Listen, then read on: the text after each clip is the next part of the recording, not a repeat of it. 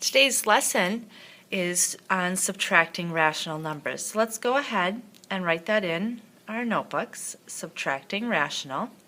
This is our title today.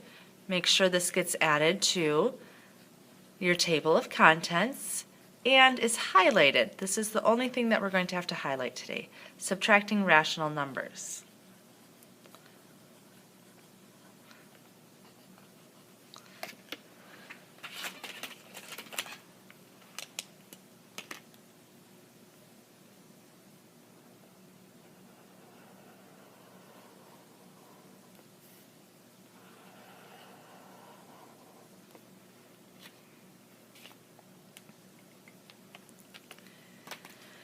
When we're subtracting rational numbers, the notes we did prior to this were on adding rational numbers. Subtracting is the opposite of addition, and so it's going to be very similar. So our steps, the very first thing we need to do, and it's the most important thing, is change subtraction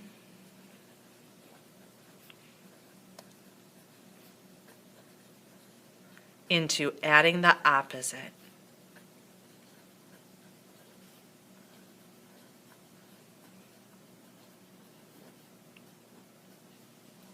It's very important to pay attention to the detail of what we change to addition and what we make the opposite.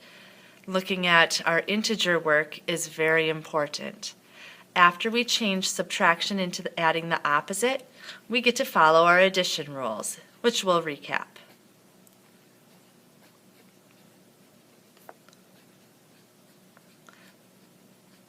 So our steps, once again, is to change subtraction into adding the opposite, and then follow our addition rules. The addition rules, well, first of all, let's think. Rational. Rational means fractions and decimals that either end in or repeat. And so when we're thinking about rational, we have two different trains of thoughts. Our addition rules for fractions, our first step was mixed numbers need to become improper. Mixed numbers changed into improper.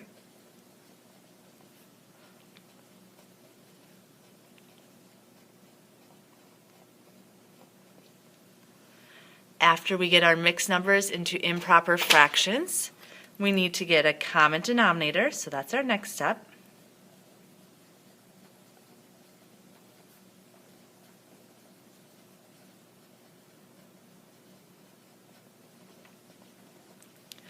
Once we have common denominators, we get to combine the numerators.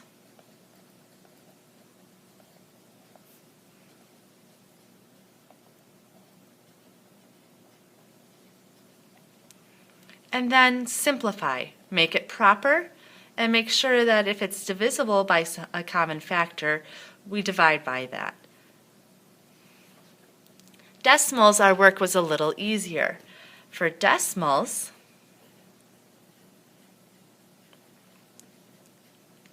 we line up the decimal place. And then we can add or subtract.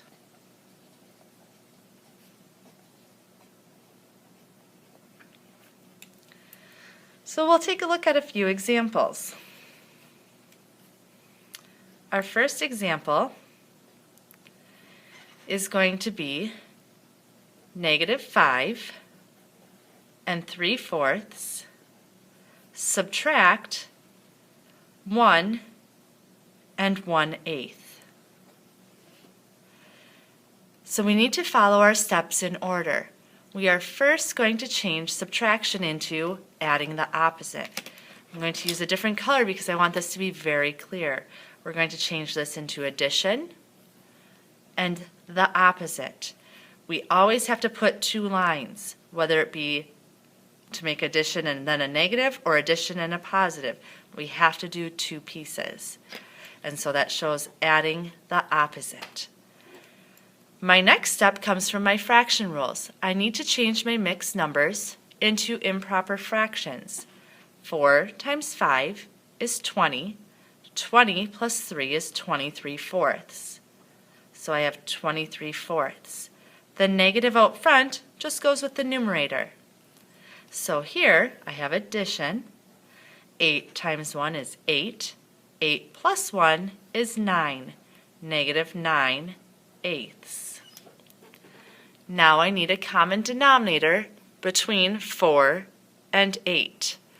4 is a factor of 8, or 8 is a multiple of 4, and so 4 goes into 8. We can multiply by 2. And so multiplying 4 by 2 makes the 8 as the common denominator. So this fraction gets to stay, but since 4 got multiplied by 8, or multiplied to make 8, it got multiplied by 2. 23 gets multiplied by 2, negative 46. Then we get to combine our numerators. Negative 46 and negative 9 makes negative 55/8. 8 goes into 55 7 times to make 56, too big, so 8 goes into 55 6 times to make 48. So it goes in 6 times to make 48 with 7 left over. Negative 6 7/8. Let's try another one.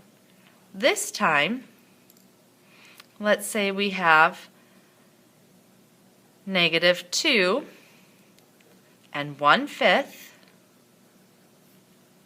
minus a negative 4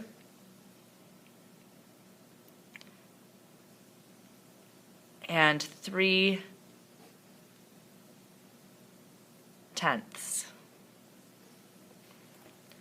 First step, we need to change subtraction into adding the opposite. So I'm going to change my subtraction into addition. I need to make this the opposite. Now my rules come from my fraction work. Mixed numbers need to be improper. 5 times 2 is 10 plus 1, negative 11/5. Plus a positive is really just adding.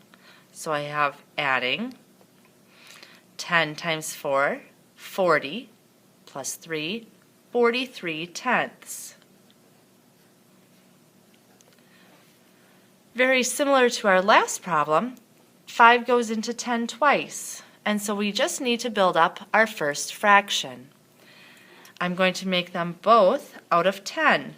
In order to add, we need a common denominator. This fraction stayed the same, the denominator stayed the same, so the numerator stays the same. In the first fraction, my denominator 5 got multiplied by 2 to make 10, so my numerator of negative 11 gets multiplied by 2 to make negative 22. My integer rules say that if I have a negative and a positive, when I have one of each sign, I need to subtract. 43, take off 22, makes 21/10. 10 goes into 21 twice, with 1 left over. So 2 and 1/10. Lastly, we need to look at some with decimals. And so if we have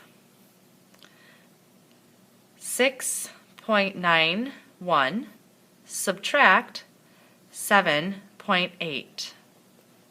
Remember, we will always think of subtraction as adding the opposite. It doesn't look like it changed much, but now we can follow those integer rules that we talked about for addition. When I have different signs, one positive, one negative, we need to think subtraction.